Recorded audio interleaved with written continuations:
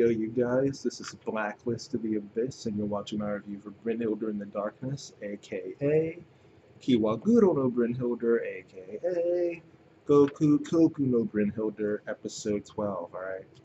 And this one, listen, you guys, again, you need to read the manga. You just have to, because they're skip. I forgot to mention last week that there's an entire arc that they skipped last week.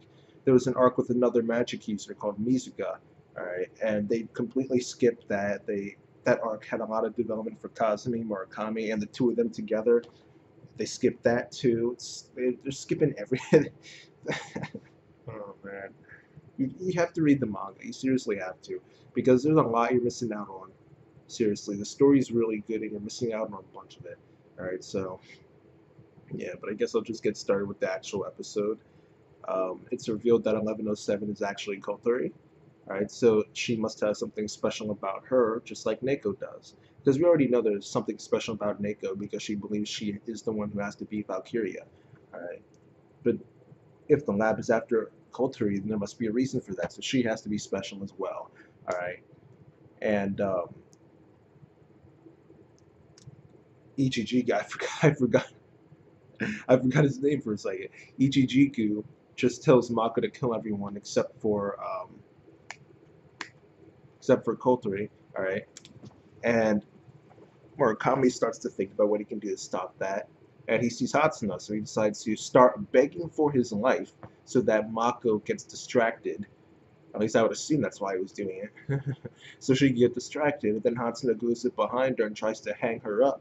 The problem is that Mako's harness is completely different than all the other ones, okay? Completely different, alright? So Hatsuna ends up getting cut in half again. And yeah, Murakami switches to plan 2, which is pretty much just to argue with Ichijiku over why the witches have to be killed. And essentially he says that the witches are a threat if they stay alive. Alright, and initially when he first said that, I was thinking, oh, well, I guess that makes sense, since if he does let them live, let's say one magic user, one witch does decide to start, like, I don't know, do something bad with their abilities or something, then, you know, all the blame would go into them for not keeping them under control. So at that point I was thinking, like, oh, okay, I guess I can kind of understand that, but I still think it's a little extreme, but, you know, whatever. Alright. And then he just decides to go ahead with this order to Mako to have her kill everyone but Kotori. Alright, but Kotori, she snuck away and then dives and takes down Mako so that the beam she's going to shoot gets redirected, alright? So no one ends up getting hit by it. So then Ichichiku's just like, you know what? Pulls out a gun, points it at Kotori, but then Neko destroys that, alright? So then Mako forces herself to shoot at Neko, but this time Murakami makes the save. He pushes Neko out the way and he takes the hit instead, alright? And he wasn't looking too good here, alright? He wasn't looking too good. And it was after he gets hit that Nanami actually appears before him and tells him that the lad fears Kotori and Neko. Kotori for a reason that was explained later on. And Neko because she's actually more powerful than Mako. Alright, it's just that her powers were sealed away because they were unstable. Right, and the way to activate her powers is to press the top button on her harness. The problem is that there's a 99.9% chance that she'll just melt and die. Alright, and he tells this to Neko, and Ichichiku's like, hey, go ahead, she's just gonna die, not like I care. Alright, and then he just can't do it. He just can't bring himself to maybe kill Neko. Alright, so then Mako's just like, she's just about to kill them because they've pretty much all given up at this point. And that's when Hexenjagd shows up. Alright. Murakami, early in the episode, he left that phone on, so they used the tracking on it. They showed up there, and Hexenjagd makes the save. They have this kid initializer there who can negate magic. Alright. So you're thinking, oh man, they're done. They're done, but then Ichijiku comes like, boom, he takes his gun out of his freaking sleeve, boom, shoots Initializer in the arm, and then they teleport away with Kotori, and then that was that. Alright. Now that was pretty slick though, you gotta admit. That was pretty slick on Ichichiki's part. It was all quick and everything, like, and then that was it. um, but yeah, they ended up getting away. What wasn't funny was that Murakami died at the end. It was pretty sad actually because of the way Neko and Kazumi feel about him. It was just kind of sad. But Hatsune fixes herself, regenerates, and she reveals that she can actually bring Murakami back. She can actually revive him, though it requires her to melt herself. Um, there was more detail given in the manga, but I'm not going to tell you because I want you to read the manga because the manga is just much better. Like it, like if I told you everything that they took out of the manga, I would literally be spoiling so much. Like it's hard to just describe development. Like it's I just read the manga. Trust me, just read the manga. All right, just do it. Just do it. All right. I gave you a chapter number last week, but you should probably actually go before that because I forgot about the arc that they skipped. Um, but yeah, you just read the manga because you just have to. All right.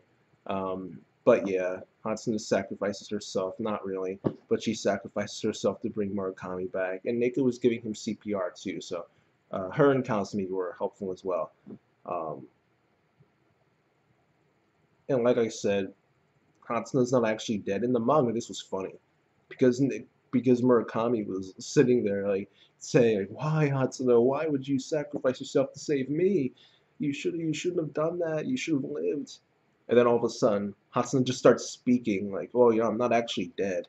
You know, it was funny because she's sitting there in this melted mess, and all of a sudden she's like, I'm not, you guys, I'm not actually dead. All right." So they were like, "Wait, what?" It was funny. Um, but yeah, read the manga to get all the goodness. Um, yeah, so yeah. After that, Hexenjag reveals that they actually want to kill the witches as well. And the reasoning behind that is that they have these well, wait. Okay, okay, listen, all right. You you might have noticed a little change in scenery. All right, listen. Let's just say that I had to, if I wanted to get the review out this early, I had to change this. I had to change the room I'm in. All right, let's just put it that way. All right, but yeah. So they I don't even remember where I was now. Yeah, Drasiel. Yeah, Drasiel. So the witches have these Drasiel, all right, in their harnests, and the longer they stay alive, the more the Drasiel will grow. Then they'll eventually hatch and devour the bodies of the witches, all right, and then they'll become these monsters that devour people, all right. So that that threat that Ichichigi was talking about, it's probably that, all right. So. Though to be fair, the only he never mind. It's not like he really cares since he wants to hatch the Granes. That would like who cares? But whatever, whatever. So maybe that's not the threat he was talking about. Who cares? Not a big deal. All right. The point here is that the witches, even if they get their medicine, they're still eventually going to die. Eventually, they're going to turn into these monsters, and they're just going to start killing people. All right, and the manga went into more detail about it. They really did. Um, but to sum up parts of it, not all of it, but parts of it, because again, I want you to read the manga because it's just too much information to just put in the one review. Coming from the guy who does like 30-minute regular Magic High School reviews, but whatever, whatever. um, in the manga is to sum it up, what they said in the manga, it's essentially like if you guys have seen Madoka Magica, right? My Madoka theory from a while ago was actually right. All right, so their souls and their consciousness have essentially been moved into these Drasiel, those slime creatures. So they're really not a human anymore. And yeah, that's essentially how this is how this goes. All right, and Koturi is the most dangerous witch because her Drasiel is actually the Grane. Okay, now around this time we start learning about Ichichiku's sister. I don't remember if they actually revealed that it's his sister. Yeah, I think they did. Yeah, his sister dies, all right? and he used to believe that every life was equal and stuff like that. But when his sister died, he realized that every life wasn't equal because he believes his sister is like above all else. All right, and these council guys told him that they wanted to create a perfect life form and that they needed Grane for it, which is the special Drasiel, right? And the reason why it's special is because humans were created by aliens. Yeah, I know. I know. That came out of nowhere, right? But humans are created by aliens, and they were created with a way to reset humanity. And when the Grane hatches, all of humanity will die. They'll just melt and crap, all right? And Kotori is both the Grane and Reina, Ichijiku's sister, because Reina's brain was fed to the Grane. So now when the Grane awakens, Kotori will become Reina, or something along those lines, okay? Um, Normally, I would say you'll find out later, but I can't say that because I have no clue what the anime is going to skip or not. Um, but yeah, Hex and Yag, they want to kill all the witches because they don't want any of this to happen, the witches to devour people and all that nonsense, alright? And they actually tried to kill Kotari before. They attacked all the transport vehicles to try and find her, which is in fact the incident that happened where all the witches were able to escape, alright? Um, and they decide that they're going to kill not just Kotari, but Kana, Neko, Kazumi. They're just going to kill everybody pretty much. And Murakami just kind of sets them straight, and he cuts a deal with them where they'll let the others live, except for Kotari. They won't let Kotari live, but they'll let them live, and they will allow them to come along with them to Ichijiku's hideout in exchange for Kazumi finding Ichijiku's hideout. All right, and this is where they just ignore the manga completely, because after we learn about Reina and the Grane and all this stuff, all right, they literally skipped 5 chapters worth of stuff. All right, 5 chapters worth of stuff. This is the most important this is the most important part of the manga to date, and we're in the middle of it. We're in the thick of it, and you're gonna skip 5 chapters. That's a big deal. You can tell you're missing something there. Okay, they literally skipped 5 chapters. All right, 5 full chapters, and they skipped a bunch of stuff that were in the chapters that they actually covered. All right, they've skipped so much, so many conversations, so much development, so much information. They skipped so much. All right, I can't tell you guys enough. You got to read the manga, because if you like the story at all right, then you need to read the manga, because this anime is taking so much out of it. Okay, you just have to read the manga. All right, Kazumi ends up fighting Freya, who they didn't even give you her name in the anime. In the manga, it turns out they actually have some history. Freya and Kazumi. And they go into so much more detail, but here it was like 10 seconds.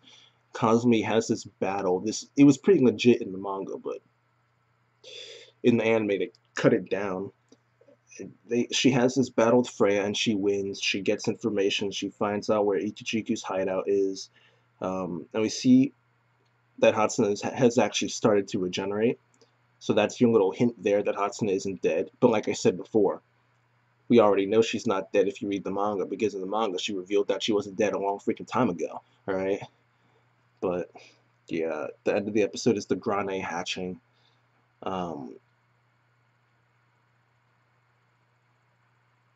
There's a lot to cover in the next episode, and they're not going to be able to do it all, because there is, let's see, let me count it up. The chapter where Kazumi fights Freya is chapter 80, and the chapter where the arc ends is like chapter 101, 102, around there. So they're going to be skipping a bunch. They're going to be skipping a lot of stuff. Okay, let's just put it that way. They're going to be skipping a lot of stuff. Um, yeah. So it's just so disappointing. They should have just made it 2 core. They should have just had the anime cover 2 seasons instead of just one, summer and fall. But no, they can't.